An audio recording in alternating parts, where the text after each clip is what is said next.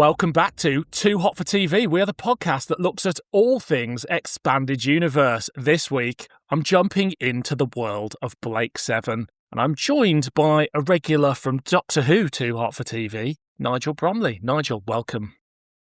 Hello, hello, hello. Hello. Can you tell I'm excited? It's wonderful to have you here in this alternative universe that I found myself in. But before we talk about the expanded universe of Blake Seven, we need to talk about the actual TV show Blake Seven, I think. So for those that don't know, Blake Seven is a British science fiction television programme that was broadcast on BBC One between 1978 and 1981. It was created by Terry Nation, who elsewhere created the Daleks for Doctor Who.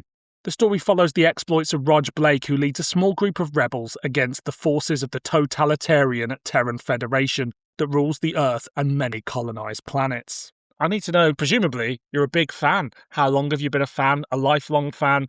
Do you love the spin-off media? Tell me. Well, as we're in the dystopian Blake Seven universe, I've not had anything to drink or eat for 7 days, so the drugs are out of my body, and and I'm ready to leave the dome.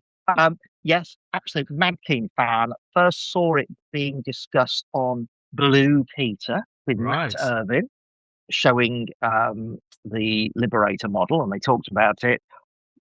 Must have stuck with it because the first couple of episodes are a bit hard work, aren't they? But as soon as it got a spaceship and turned into and that, exciting stuff in outer space, I was completely hooked. Yeah, it was like a dark, slightly depressing version of Doctor Who, so I loved it. Yeah, with guns. Because I'm a Doctor Who fan, like inevitably you get into Doctor Who, and it's not too long before someone somewhere mentions Blake Seven. It shares a lot of the production crew, writers, directors, things like that. So it was inevitable that at some point in my life I would come across Blake Seven. Inevitably, it was that Sunday morning on UK Gold, there'd be Blake Seven and Doctor Who. And it's like that was a double bill in my teenage years that I very rarely missed. So, I caught up with them. I have a bit of mixed feelings on it now. I think I love the idea of it more than I like a lot of the episodes in execution. But, it still holds a dear place in my heart. And I'm not quite as nostalgic about it as I am something like Doctor Who. And it's something that I will dip into and watch an episode, but I can't do a marathon of the whole thing or something like that. But there's lots to love about it, and particularly some of the amazing cast members, I think, are characters I want to revisit over and over again. You just reminded me.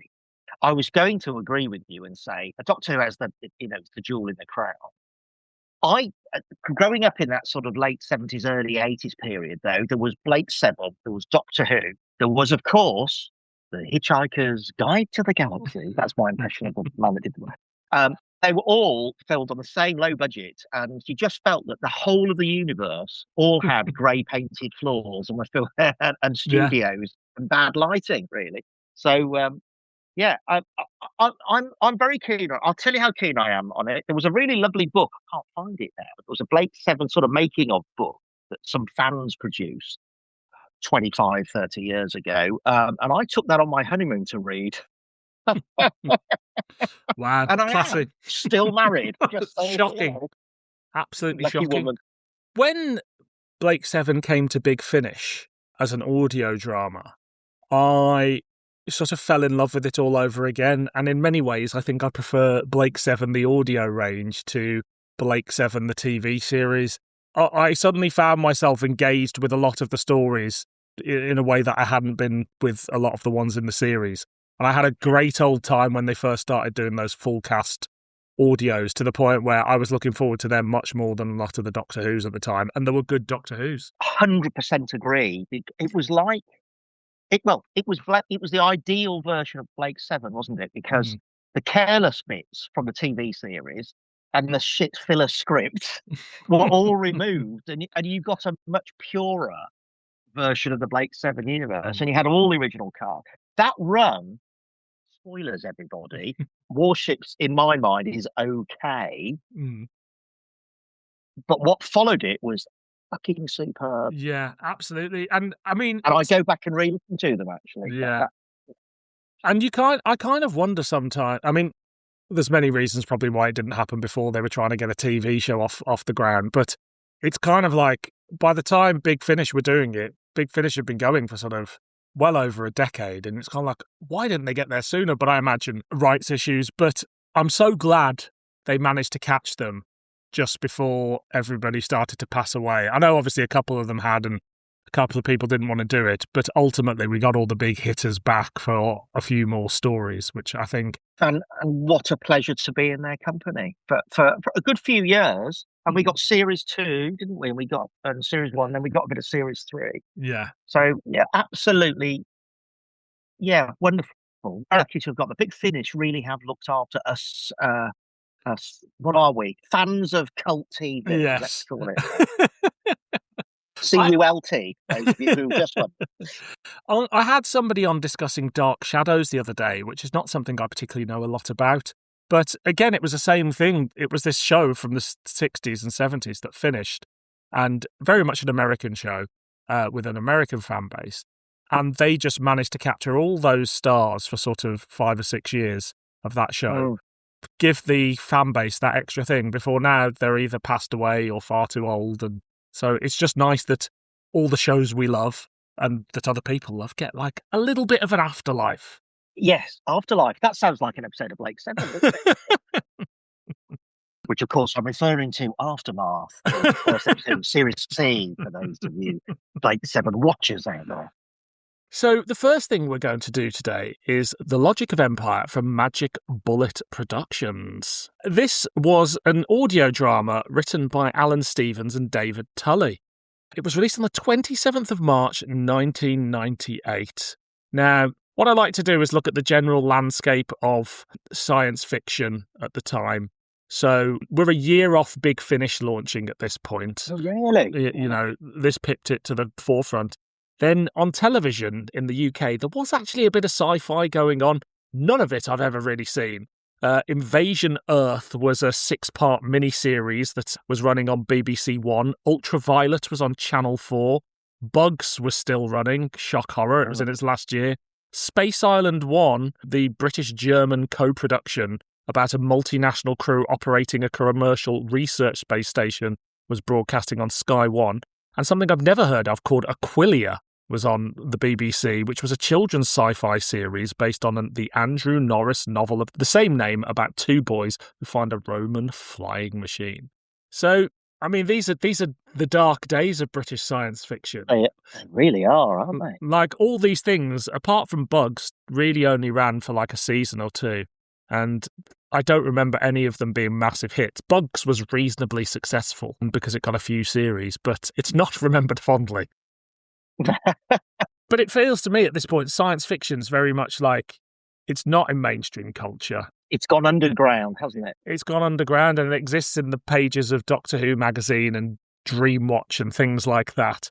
And so we get this Blake 7 audio, which is actually, it's not even an official Blake 7 audio. It's essentially a fan production. But what they've done is cast all the members of the cast of Blake 7 that they need and just gone to hell with you, copyright. I mean, I'm assuming they did it non-for-profit. It was like a charity thing or something. 7 years after the massacre on Garda Prime, Kurt Avon, now living in seclusion, is approached through his companion Elise by a resistance leader named Lydon, who seeks his help in stealing a shipment of Federation gold. Although sceptical of the plan's value to the anti-Federation cause, Avon becomes involved and uses Aurak to devise a broader strategy. As the operation develops, tensions grow within the group when evidence suggests that someone has betrayed them to the Federation. The mission collapses when Federation forces strike with suspicious precision. Convinced that Elise has betrayed him, Avon kills her, only to discover that the events have been manipulated by Federation psycho-strategists. Captured and brought before Servalan, Avon learns that the Federation's survival depends on maintaining the appearance of an organised resistance. Servalan therefore intends to use him as a controlled enemy whose actions will sustain the regime's grip on power. The story culminates in a psychological and political twist that links Avon to the legacy of Rog Blake, raising questions about identity, rebellion, and whether opposition to the Federation can ever truly escape the Federation's own designs. Have you heard this before? Well, when did you first hear it? Because you picked this. I don't know. Back in the 90s, around the time, I don't know where I came across it. It had been released for 6 months, I think, when I discovered it alongside. They did something with Travis as well, Yeah. and there was a tape that had an interview with Chris Boucher on, and I might have even have been at a convention, but I bought all, probably with you. I bought all three all at the same time and consumed them very hungrily. And I was determined, Dylan, I've got a confession to make. Go on. I was determined to be a professional person on your podcast, guesting for you, and I was determined to give a balanced, intelligent, and nay, interesting review of this.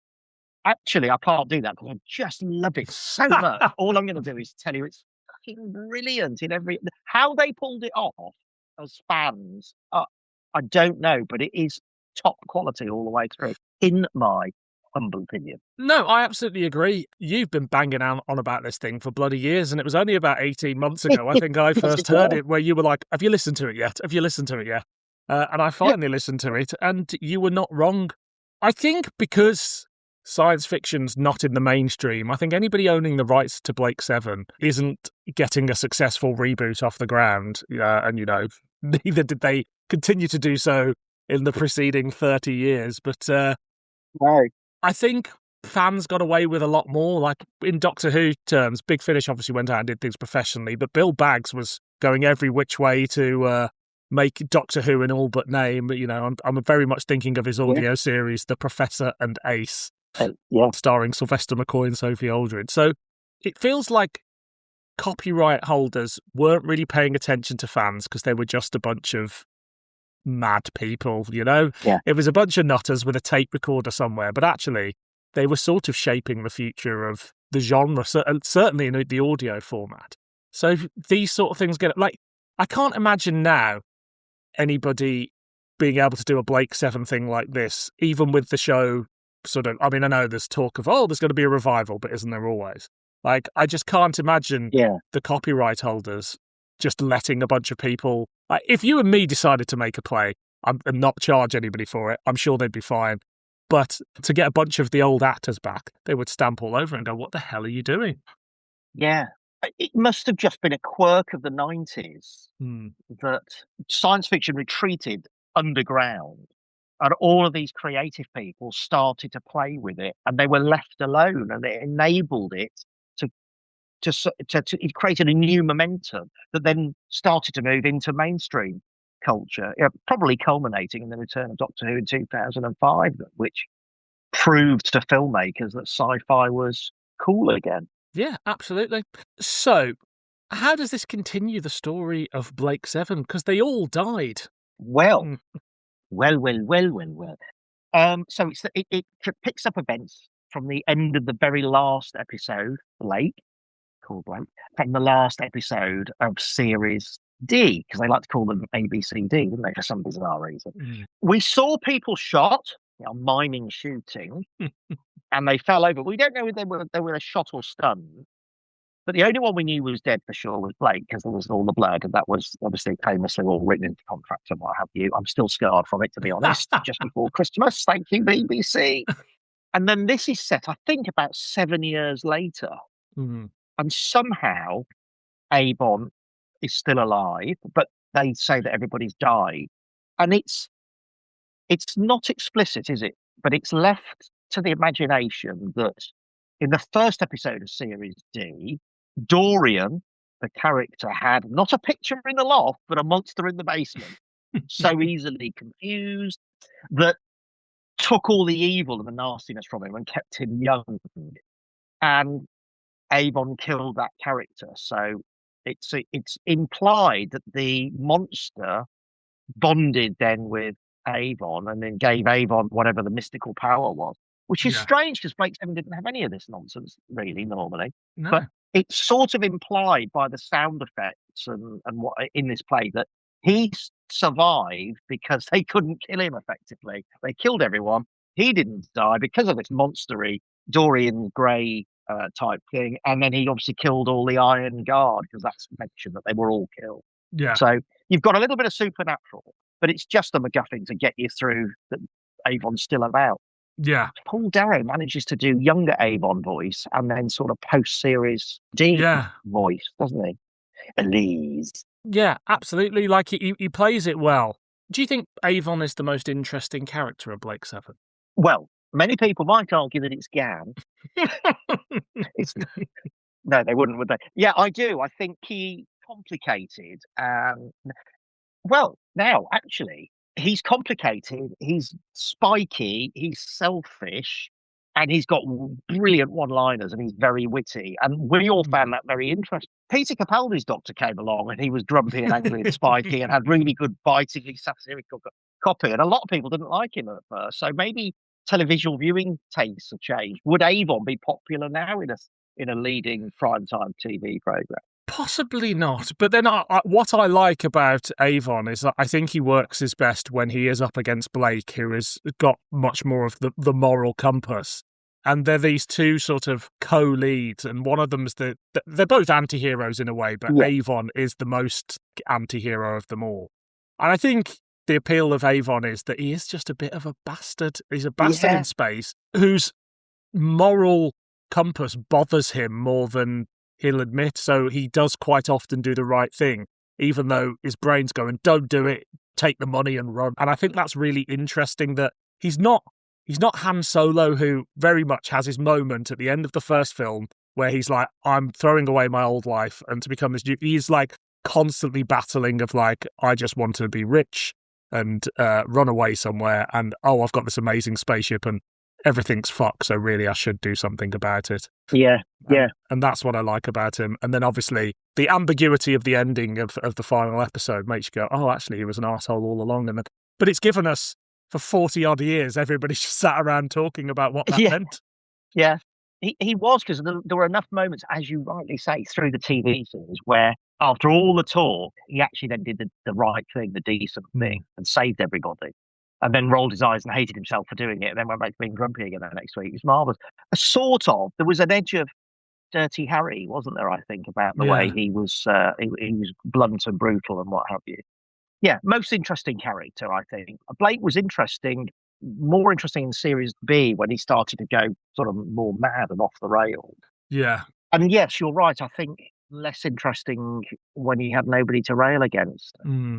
But we love him and we love his behaviour, and we don't know what he's going to do. That unpredictability makes him interesting, which is why to suddenly have him fully grown, three-dimensional in this audio tape, replete with witty dialogue. Yeah. That was brilliant. So how do they handle the character of Avon in this? Because it's basically his story right here. Like, we do get other characters show up. Is it a fitting sequel for him post-Series D? I think, for me, it was. I find it very satisfying. I mean, do we spoil the ending after? Spoil away. Years? It's 1,000 years old.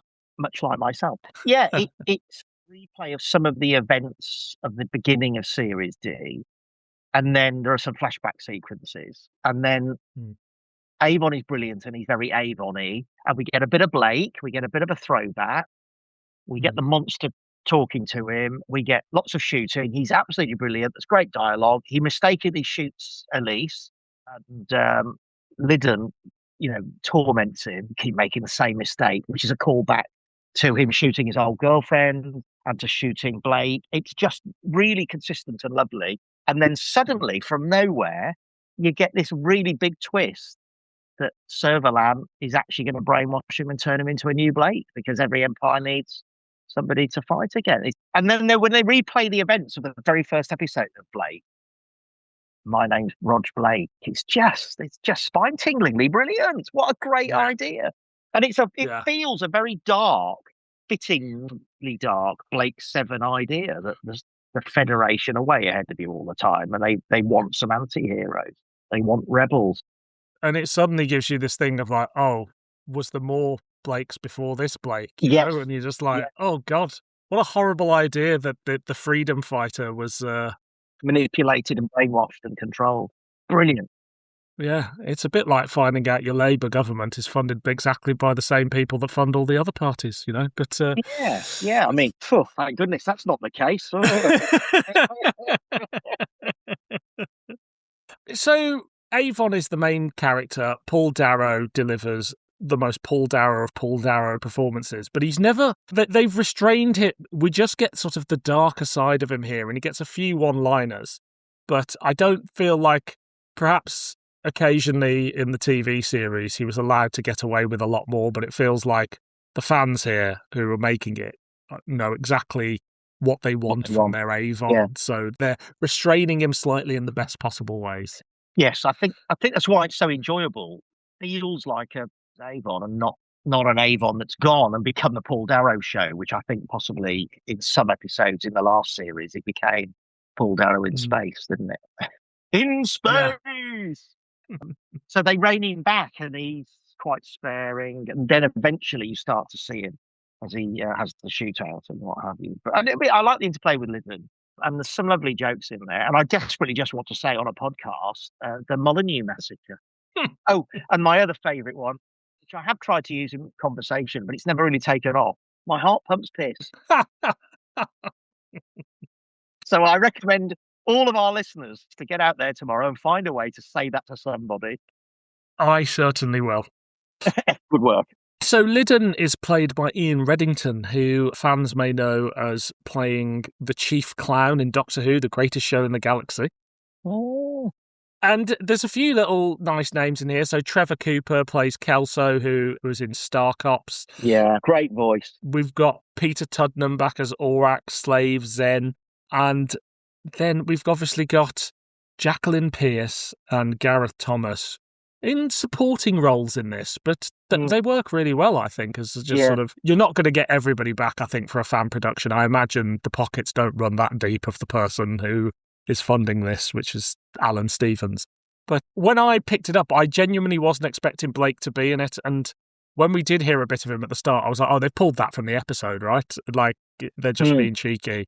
But sure enough, Gareth Thomas shows up at the end, as does Jacqueline Pearce, and I was like, to be honest, the second listen, I was still like, I'd forgotten they were in it. This is fucking brilliant.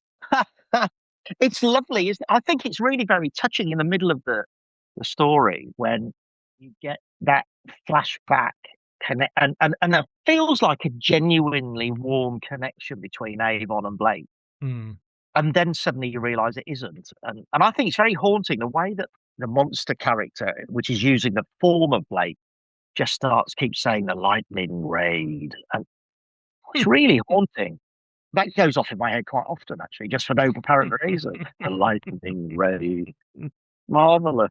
Yeah, it's, I just think it's it feels like a coda almost to Blake 7. It's not setting up some massive, like, Series E or something like that. And it's just like a nice little, there is a little bit room to give a bit of closure.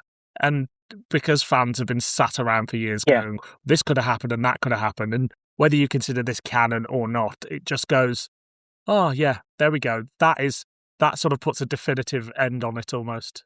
It's the perfect full stop for me to the series. Were you satisfied with the end of Blake 7 at the time? No, hated it. Broke my heart. Yeah. We just had depressing Tom Baker disappear, and then we get this. And it was like everything I love has gone. At the same time, I went to big school and it was full of big scary boys, and I didn't like that either. So I probably spent the whole of 1981 or 2, whenever it was, being rather depressed. That sounds a very traumatic year in your life, to be honest. Yeah, it was actually, yeah. Because before I knew Blake 7, I knew it was the show where they all die at the end apart from one of them. It's just something that you kind of go into the series knowing it, I think most people do now, which is kind of sad in a way, because, it would have been nice to have experienced the shock for real, because...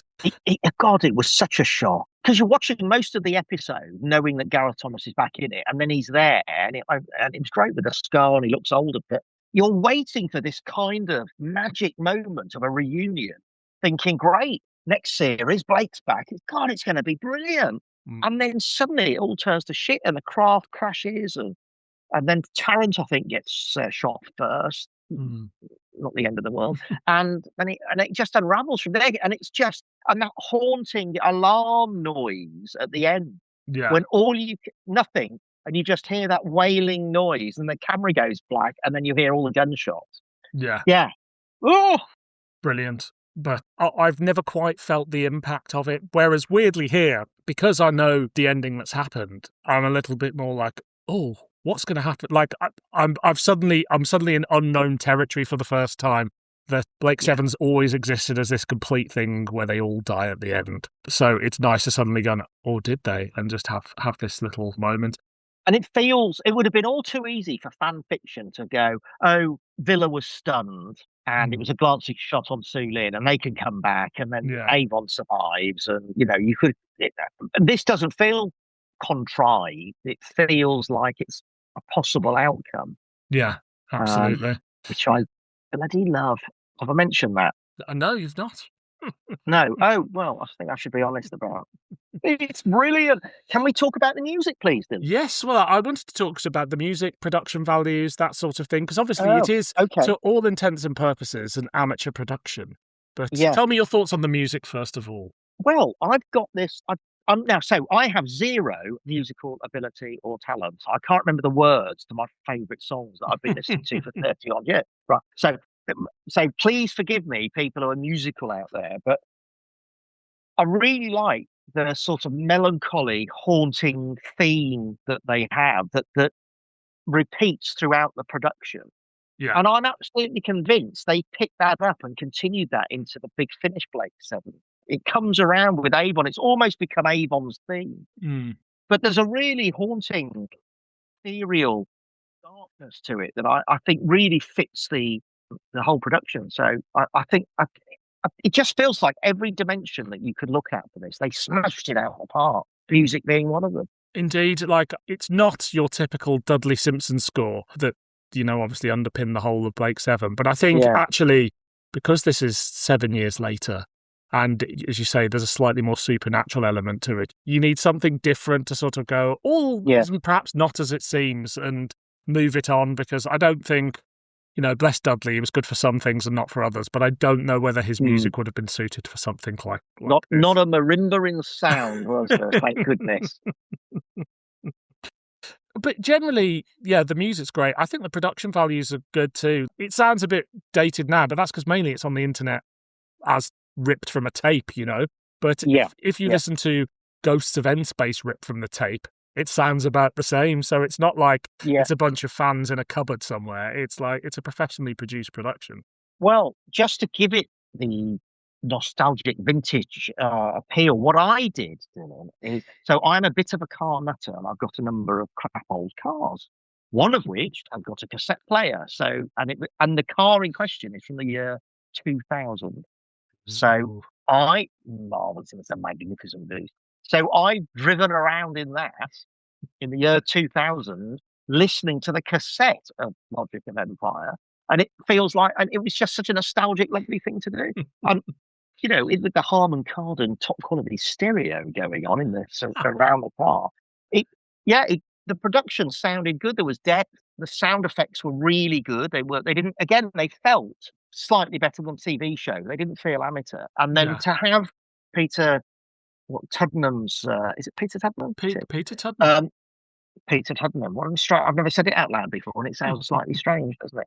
Peter Tuddenham's voice across all of his three characters that he did. But I think that was a real treat as well, which we don't get going forward because he sadly passed away. But to hear Zen again, brilliant, marvelous.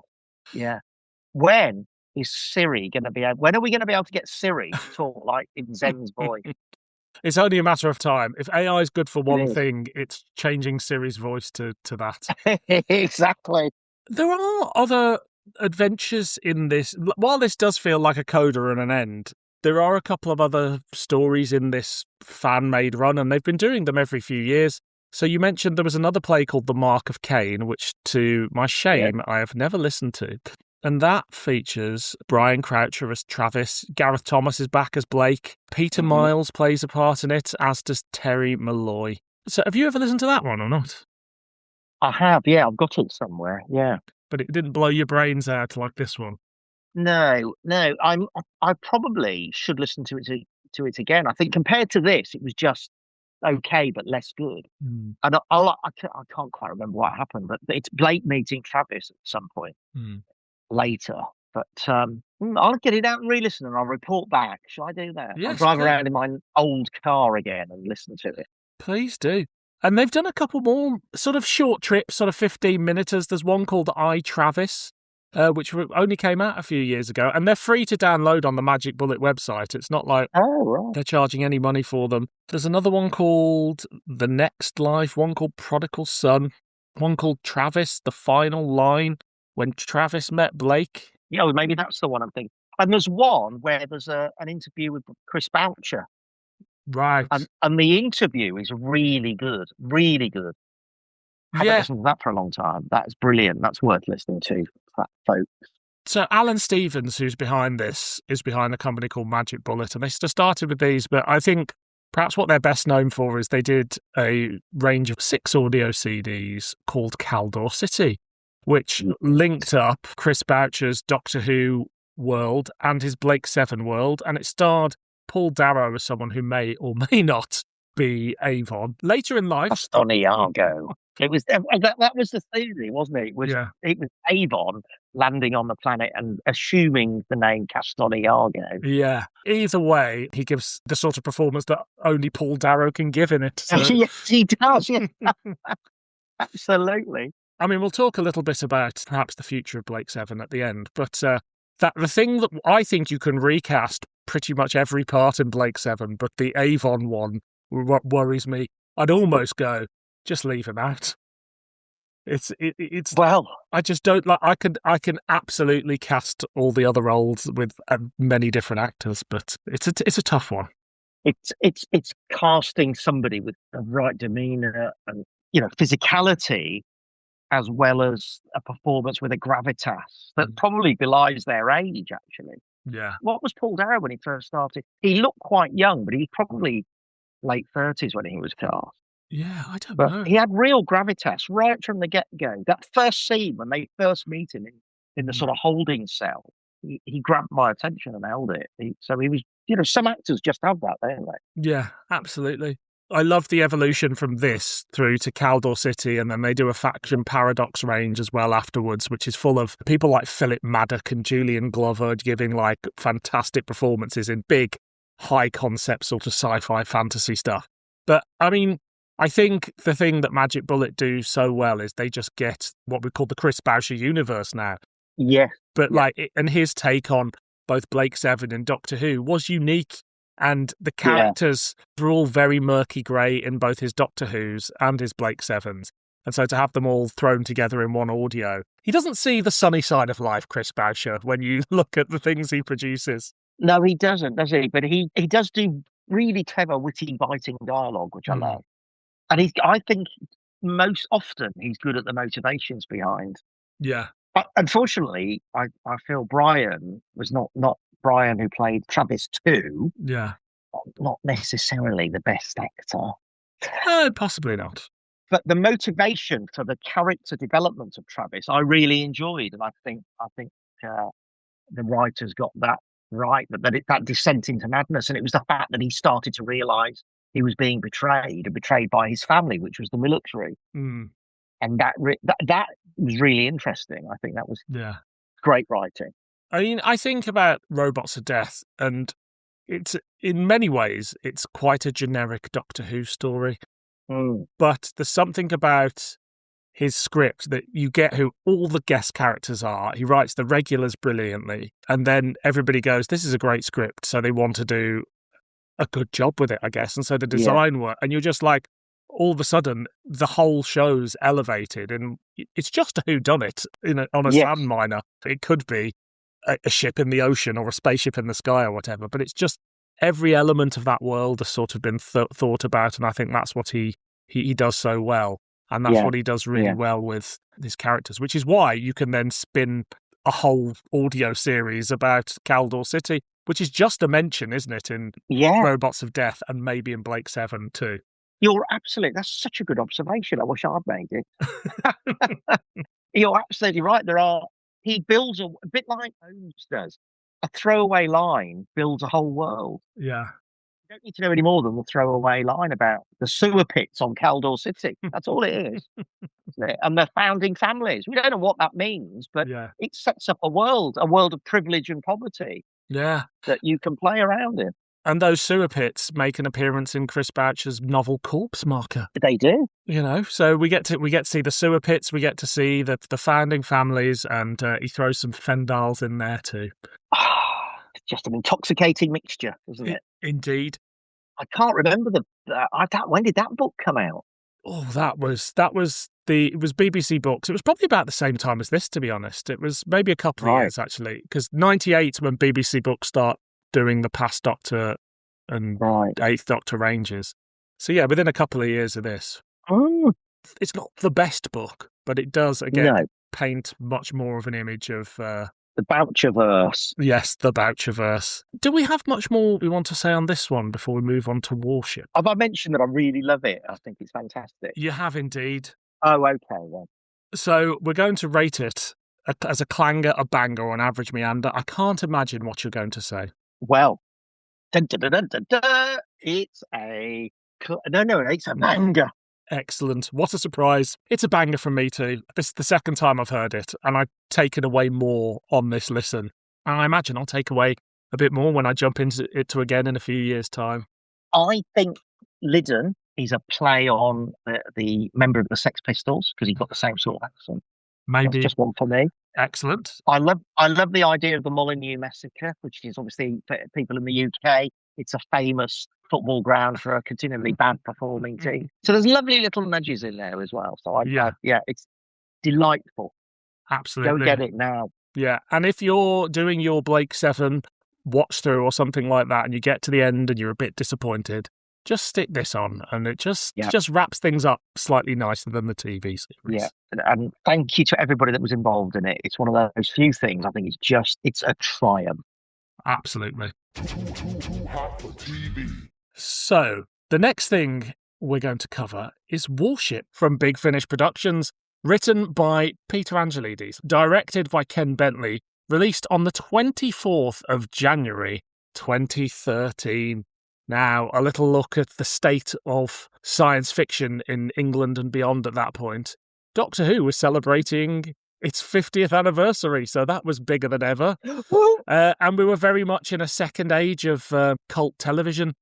Black Mirror had launched. The Tomorrow People had got a short-lived revival. Arrow was in its first season. The Walking Dead in its fourth, and The Fringe in its final season. Doctor Who had been back for a while. There was science fiction everywhere. And I guess Blake 7 had a slow road to audio at this point. We'd got those fan-made ones we discussed. There was the Barry Letts radio plays. Then there was the reboot that they did that was like a full cast thing where Benedict Cumberbatch is in it. It's written by, I think, Mark Platt, and it's just this bizarre... Oh, yeah. They released it on the internet in like 5-minute chunks when, everybody was trying new ways to do things. Yeah. And that never really went anywhere. So Big Finish got a license and did the Liberator Chronicles, which I remember not being that fussed on and just thinking, well, I want full cast Big Finish. I was exactly the same as you. I listened to that reboot thing and thought, I'd like it to be an average meander, but I think it was probably a clanger.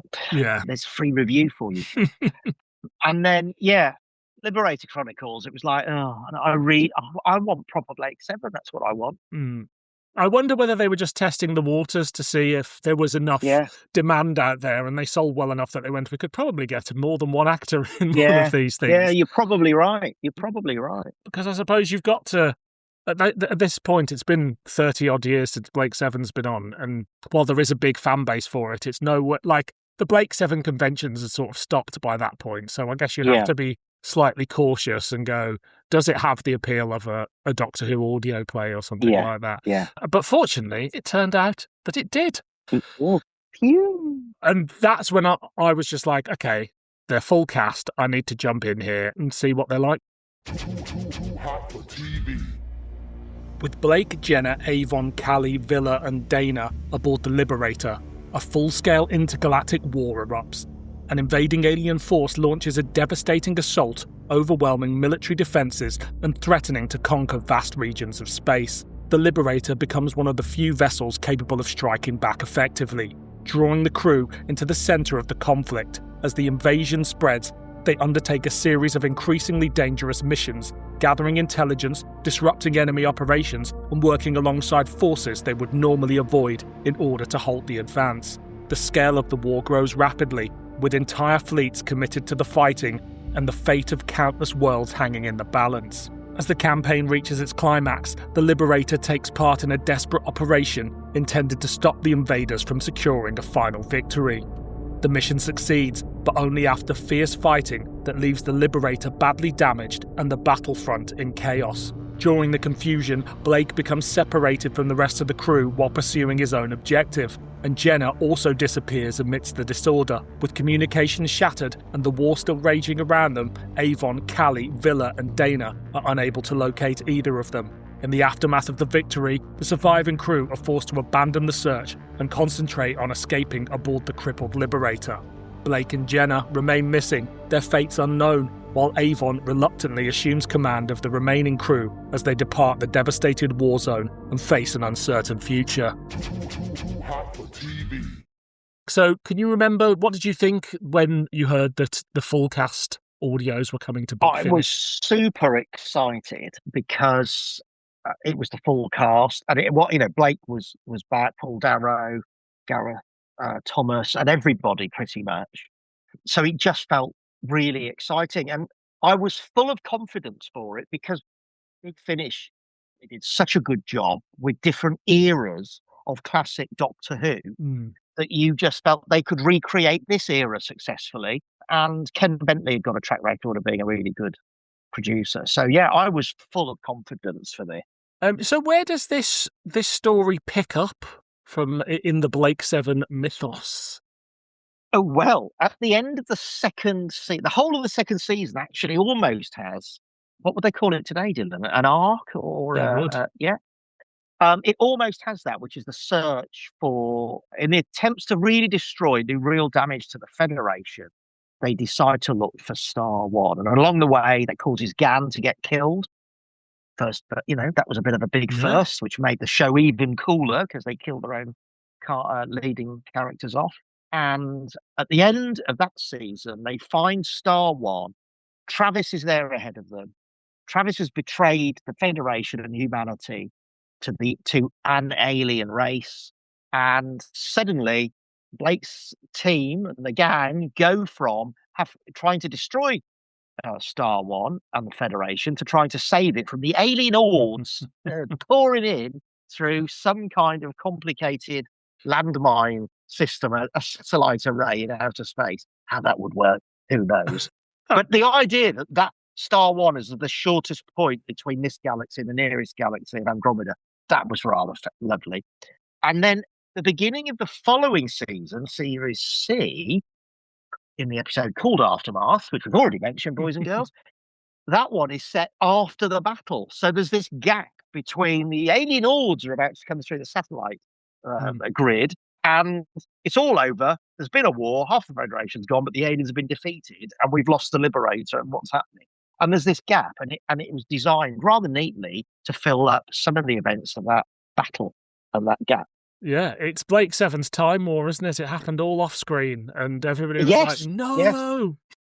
Yeah, because again, great script for Star One, great story, brilliant performances, but we did end up with 4 hairdryers and some other piece of Airfix kit stuck together as the alien horde, and it was less than completely and utterly convincing and terrifying.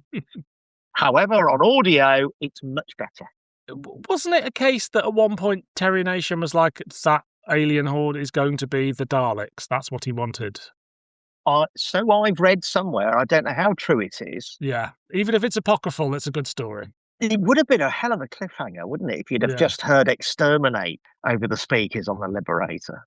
But I think it probably would have destroyed Blake 7 and all it had built up. I think it would have ruined it. So glad that didn't happen. The problem is, the moment you throw the Daleks in there, you go, well, the Doctor needs to come and sort this out. Why is the Doctor let this tyrannical Federation Empire? Yeah. spread out from Earth and beyond, surely he would have done something about it. So it's a nice idea. It is. That I'm sure Terry Nation and Chris Boucher discussed after a few drinks in the BBC bar, but it probably doesn't make any sense. And I read Tom Baker and Gareth Thomas said they'd like to sort of cross paths in an episode somewhere. So, yeah, I'm glad that didn't happen. Because otherwise we might have got some kind of a revisited version of A Frontier in Space, and we know that was a little bit dull. What 70s Doctor Who really misses, and indeed Blake Seven, is Children in Need, where they could have a little 5-minute Blake Seven, Tom Baker crossover scene. What, on the EastEnders set? Exactly, that's all you need, you know. Well, they could just be in the Queen Vic. Yeah, even running amok in the Queen Vic and killing everybody. That would have been marvellous. Get out my pub. She's a Federation agent. So how do they fill this gap then here with Warship? On the good side, Dylan, they fill it with good performances. They sound mostly like themselves. I think Gareth Thomas's voice is a little bit more rich and fruity. There's an okay story, and they get out at the end, and it nicely excites us about Blake Seven, and it tees up the new series, which, as we've already established, was fantastic. Yeah. However, it feels a bit... The aliens that were incredibly organic in Star One are suddenly metallic limpet mines, and that sort of jars with me. And Jacqueline Pearce doesn't really sound... I don't know, she doesn't feel like Servalan to me. She's got... Her voice is different, but she's also a bit too warm and cuddly, really. Yeah. It's a bizarre and I'm glad... I remember hearing it at the time and being very excited, but I think my fond memories come from the things that happen after this. Yeah, absolutely. And well, the inn, as you say, it feels like one of those naff Star Trek Captain's Log updates, doesn't it? You know, Gareth Thomas giving us a recap. And I just caught myself thinking, you know, because this is quite niche from a niche supplier. Who's going to buy this? Who hasn't got a fucking clue what Blake Seven is and needs to have a Captain's Log update on what happened in the events of Star One? That was a misstep for me. Yeah, it was never going to be a jumping on point for anybody. You know, it's different with something like Doctor Who, where you go, there's different eras. Blake Seven is an ongoing series. The only jumping on point is episode 1, really. Yeah. You can watch episodes out of context and sort of get the gist of it, but ultimately, you need to start at the beginning, and whether you choose to do Big Finish audios or not, nobody should be starting with Warship. No, it is the answer to a question that nobody really asked, isn't it? Unfortunately. But within that, great performances. Villa and Avon, I really liked them. They got some great dialogue. Yeah. That felt part of the Boucherverse, with the idea when Avon saying, would you feel safer on a flight deck with me? And oh no, actually, on reflection, I'll go outside. So that was good. There was a nice idea in using the shield to get rid of everything off the outside, and Villa, you know, as he always does, can only open the door when he's frightened enough. So there were some lovely touches that were very reminiscent of TV Blake Seven. Yeah. And the sound effects, again, were excellent, I thought, and placed you back. And I think the voice for Zen is in Aurak is good enough that it didn't take you out the drama. So lots of good stuff. And I did like the ending. I think what the ending did was just enough of a nod to the tension between Blake and Avon with their whole who shit. Yeah. That'll do for now. I like that as well. So there are lots of good stuff. Yeah. And also at the end of it, the Liberator is destroyed, right?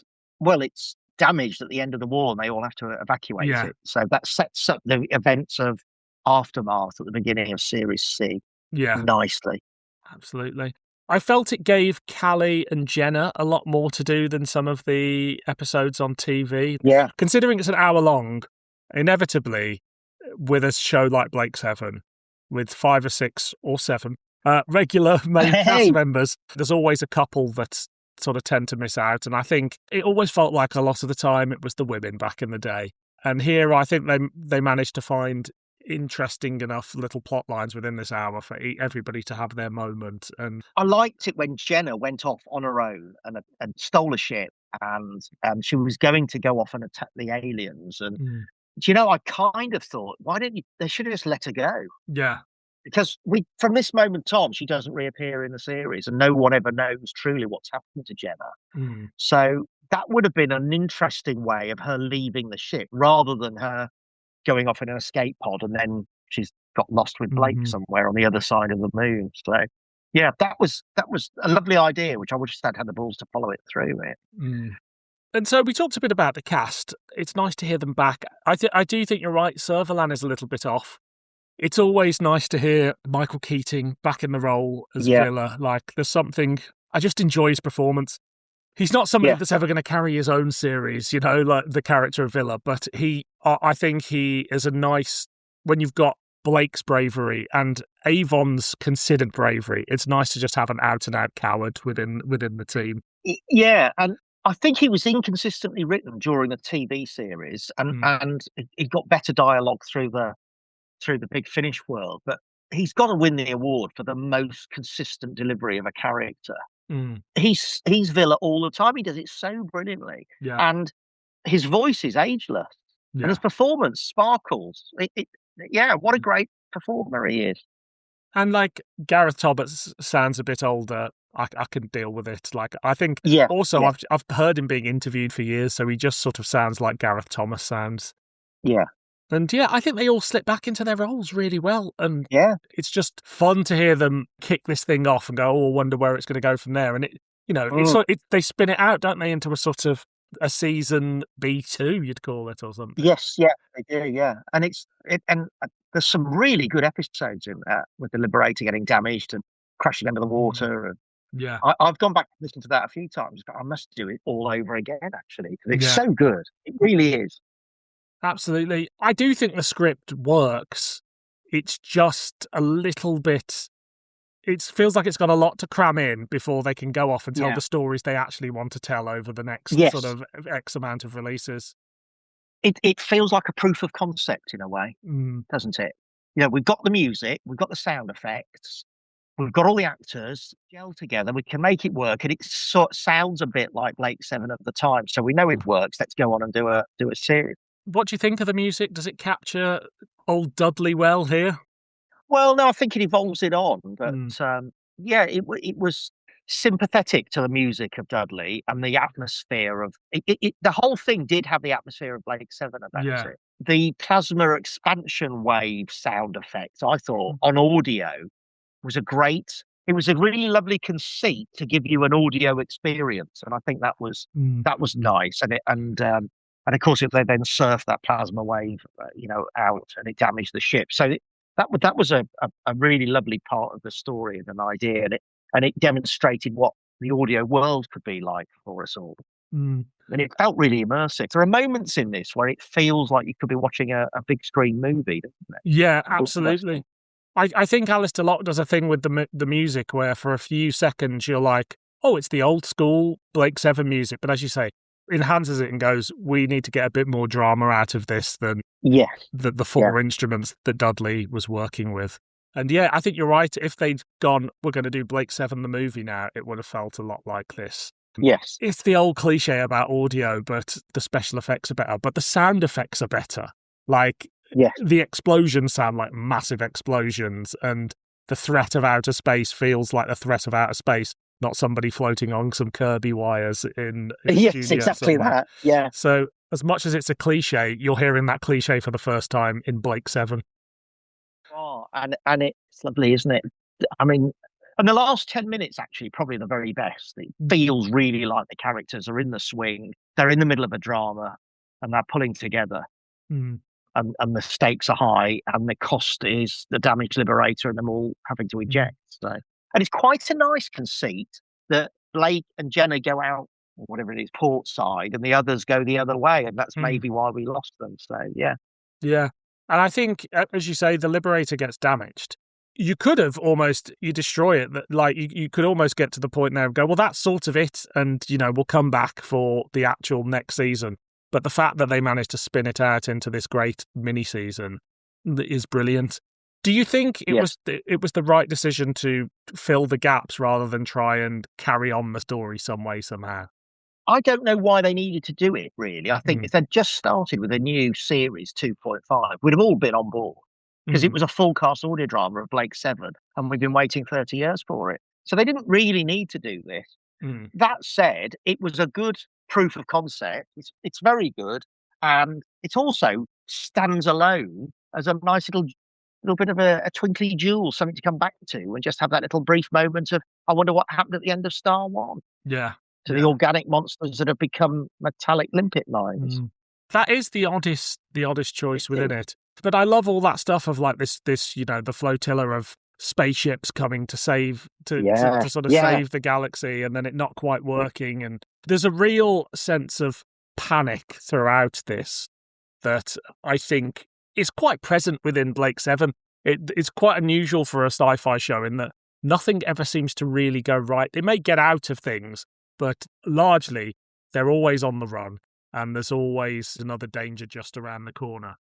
Yeah, things generally end up turning to shit, don't they? Yeah. And the Federation are often one step ahead of you. And even in this, the flotilla of ships are heroically coming to save the day. Meanwhile, the Federation are kicking their heels on the boundary going, no, not yet. No, we'll see if Megiddo does its job first. Yeah. Which is a great use of the Federation as well, just sort of going, of course they would see what happened with everybody else first, might as well get them destroyed, and then we'll come and pick up the pieces and hopefully win at the end. It just captures their malevolence very well. It really does, yeah, and the malevolence of the world that they live in, whereas we follow the drama of Blake Seven, but generally they get people killed and they don't make a jot of difference. Yeah, absolutely. And it's, depressing dystopian world. Fortunately, not like the one we live in. No, exactly. It's all smiles, happiness, and everybody's rich. Absolutely. And our leaders listen to what's good for everybody. Yeah, exactly. Yeah. Do we have much more we want to say on Warship? I don't think so. No. Good. I love it, but not quite as much. So is it a clanger, a banger, or an average meander? I think still an absolute banger because of the effects, because of the cast, because of that last 10 minutes, and because, of course, it sets up a really brilliant series. Absolutely. I would call this an imperfect banger. Yes. I've heard that before, but I can't remember where.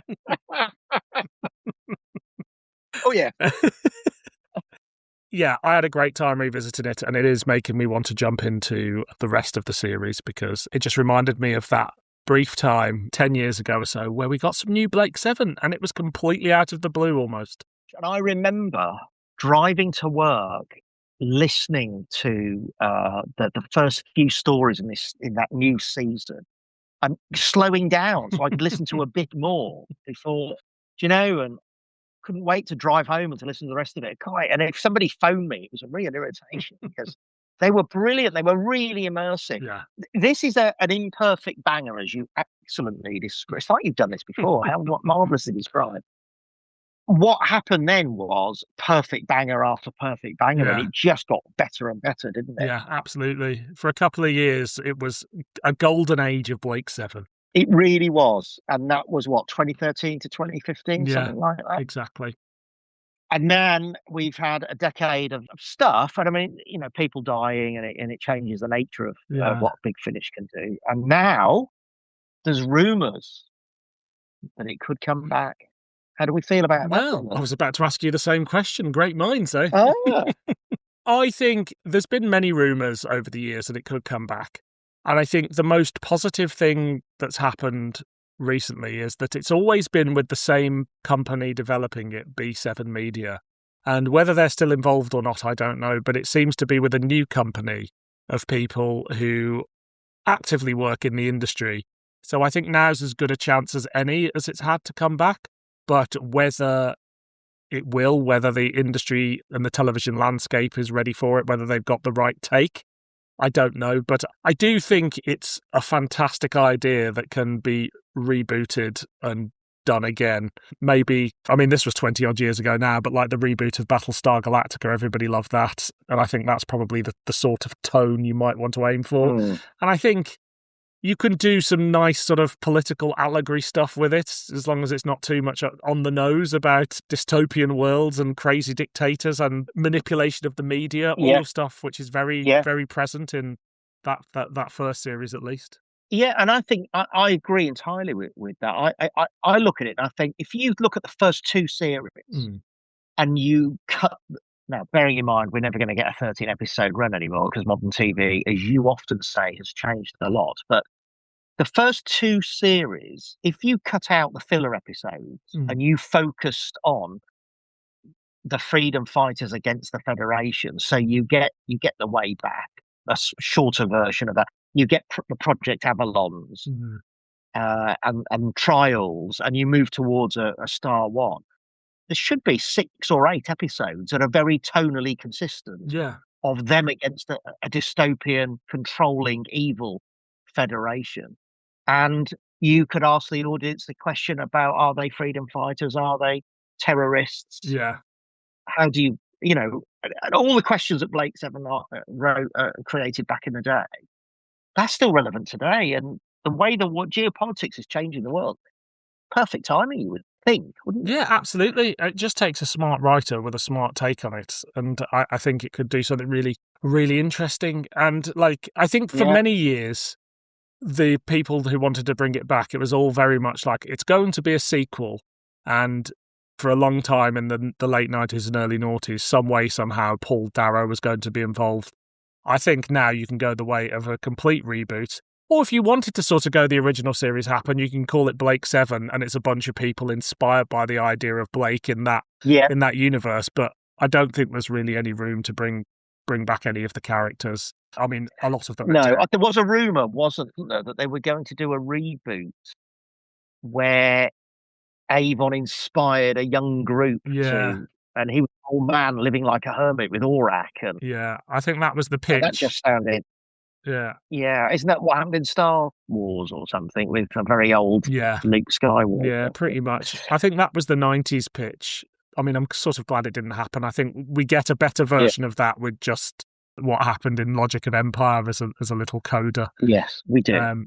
So let's just have a reboot and go again. Yeah, I'd much rather them just cast a new bunch of people, see what we get. As I mentioned earlier, I think Avon is possibly the only one that I would struggle with, but then a whole new audience isn't going to know who Paul Darrow is, so it's like they cast the right bastard as Avon. They've got good actors is what make what really helped Blake 7, because it was the 1970s, studio bound, not great special effects, not enough time taken over it, Dudley Simpson's 3-instrument music, all of that was really good scripts and really good actors.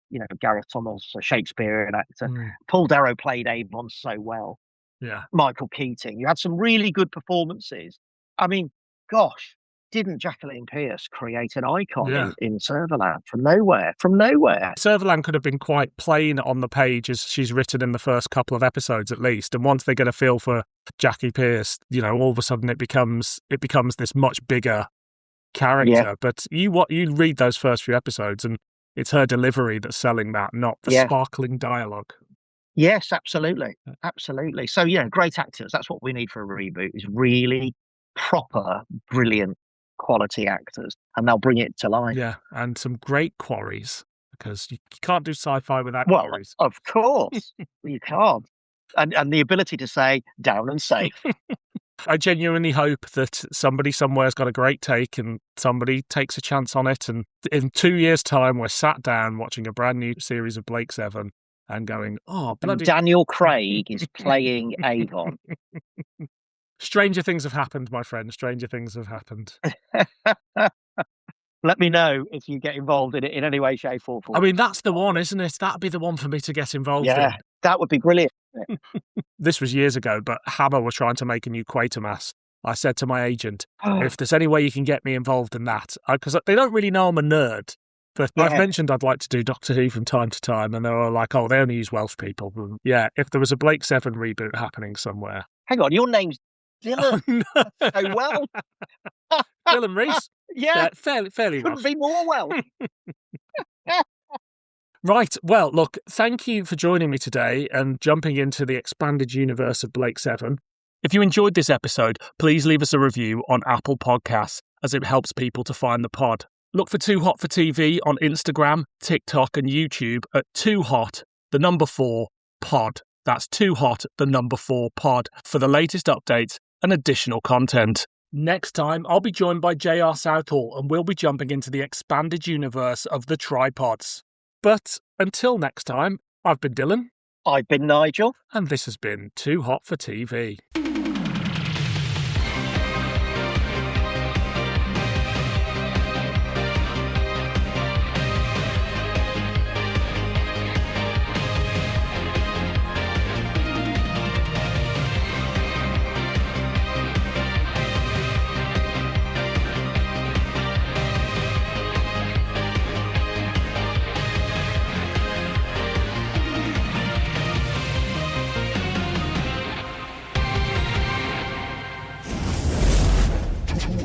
Hot for TV.